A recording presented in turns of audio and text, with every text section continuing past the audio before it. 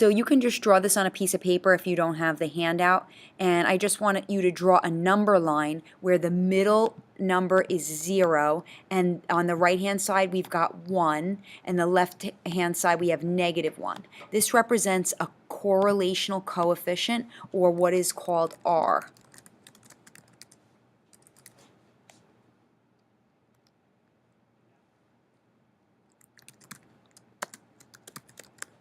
So when R is 0, there is no correlation or connection.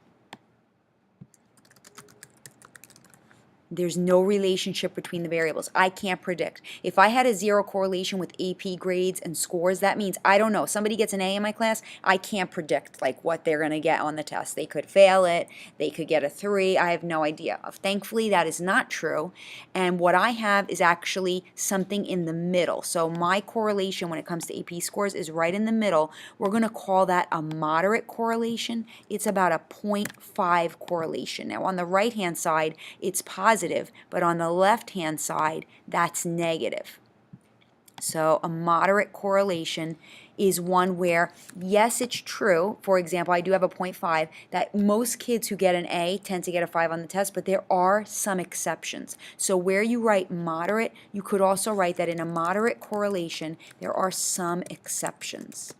Okay, it's not always true. The pattern or prediction is not always true. Now, in a 1, that's the strongest kind of correlation you can have, a +1, and that's called a strong positive, so you want to write that down. And all this is kind of on the PowerPoint as well, so you can look at it there. A strong negative would be a -1.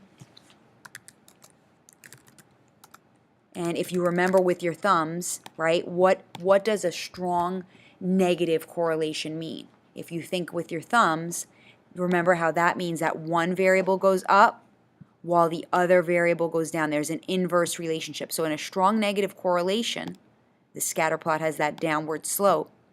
We're saying that almost every time someone scores an A in the class, let's say they would always fail the AP test. There would be a negative correlation. Or the more absences somebody has, the worse they do in school, and that is very predictable. Everybody who's absent 50 days fails out of school, let's say, and it's a very predictable relationship.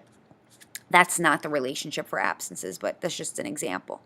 Here, where we have a strong positive relationship, remember that could mean that both variables go up or that both variables go down, and remember the scatter plot for that is an upward slope.